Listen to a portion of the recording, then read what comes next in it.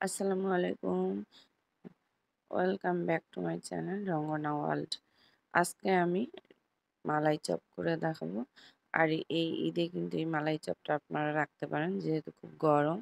আর এই মালাই চপটা গরমে খেতে খুব ভালো লাগে। এই মালাই চপ রেসিপিটা শুরু করি, চলুন তাহলে দেখে নিন। এখানে আমি শিরা তৈরি করার জন্য 1 কাপ চিনি দিয়েছি আর 4 কাপ পানি দিয়ে দিলাম মেজারমেন্ট কাপের।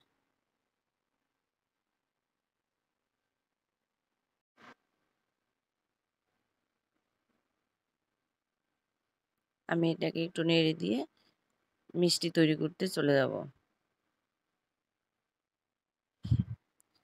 এখানে আমি ছানাটা কেটে নিয়েছি, ভিডিওটা দেইনি কারণ ভিডিওটা বড় হয়ে যাবে।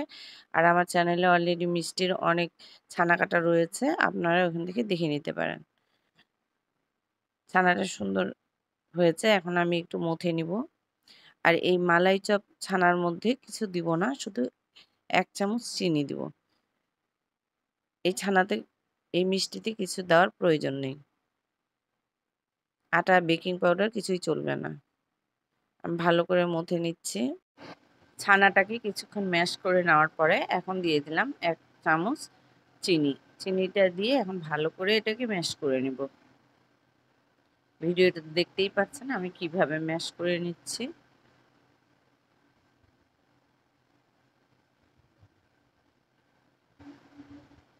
যখন ছানাটা হয়ে যাবে পারফেক্টভাবে, তখন চতুর্থ দিক থেকে জড়ো হয়ে আসবে, আপনারা বুঝতেই পারবেন। এখন আমি এটাকে ছোট ছোট পিস করে নিচ্ছি।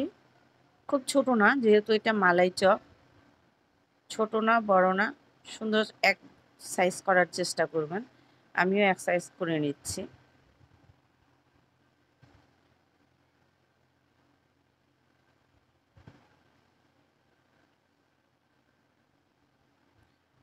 হয়ে গেছে, এখন শেপ দিয়ে নিব। আর দেখতেই পাচ্ছেন কিভাবে শেপ দিয়ে নিচ্ছি, ভালো করে গোল করে নিয়ে তারপরে একটু হাত দিয়ে চ্যাপটা করে দিচ্ছি। মালাই চপের শেপ দিয়ে দিলাম।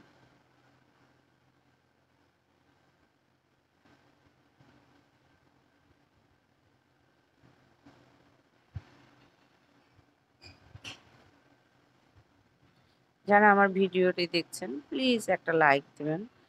আর আমি কিন্তু সব বন্ধুদের লাইক দেওয়ার চেষ্টা করি।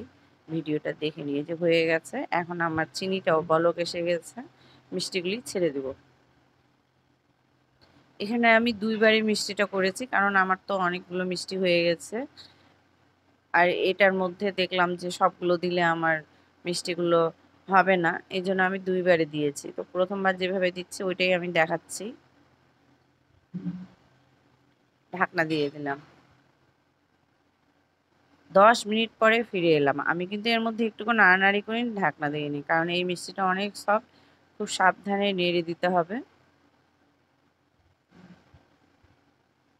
আর এই মিষ্টিটা হতে কিন্তু সময় লাগে না। আমি ফুটন্ত গরম পানি সাইডে চুলায় রেখে দিয়েছিলাম, ওটা দিয়ে দিলাম 3-4 ডাবু, দিয়ে আবার ঢাকনা দিয়ে ঢেকে দিব। এই মিষ্টিটা হতে সময় লেগেছে 25 মিনিট। 25 মিনিটে এই মিষ্টিটা হয়ে যায়, মিষ্টি হতে সময় লাগে না। আমি এখন আপনাদেরকে চেক করে দেখাচ্ছি যে আমার মিষ্টিটা হয়ে গেছে কিনা। আমি বুঝতে পারছি মিষ্টিটা আমার হয়ে গেছে, এই যে পানিতে ডুবে গেছে। এখন আমি এটাকে তুলে নিব। আর আমি একটা ছাঁকনির মধ্যে তুলে নিচ্ছি, কারণ এটা দুধে যখন দিব তখন মালাইয়ের মধ্যে দিলে কিন্তু মিষ্টির মধ্যে সক করে নিবে। আর আমি এখানে 1.5 লিটার দুধকে ঘন করে নিয়েছি, তো ওই কড়াইটা কিন্তু দাগ লেগে গেছে, আমি চেঞ্জ করে ফেললাম। আর হাফ কাপ দিয়ে দিলাম চিনি। মিষ্টিটা আপনারা আপনাদের মতো দিবেন, হালকা মিষ্টি খেতে চাইলে অল্প দিয়ে দিবেন। যারা আমার চ্যানেলটিকে এখনও সাবস্ক্রাইব করেননি প্লিজ আমার চ্যানেলটিকে সাবস্ক্রাইব করে নেবেন, আমার সাথে থাকবেন। আমি চেষ্টা করি সব বন্ধুদের ভিডিওতে লাইক, কমেন্ট এবং সম্পূর্ণ ভিডিওটা দেখার চেষ্টা করি। আশা করছি আপনারাও এইভাবেই সাথে থাকবেন। চিনিটা গলে গেছে, এখন আমি মিষ্টিগুলো দিয়ে দিব। আর এই মিষ্টিগুলো ছাঁকনির মধ্যে রেখেছি এলাম। আর এখন এটাকে আবারও হাত দিয়ে চেপে দেখিয়ে দিলাম, এভাবে সবগুলো দিয়ে দিবেন।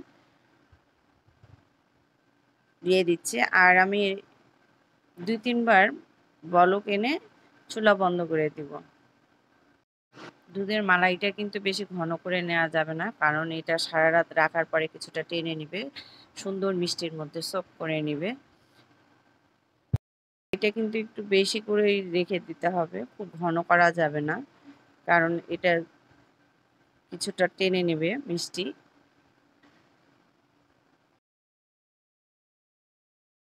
আমার হয়ে গেছে, 2-3 বার বলক এনেছি।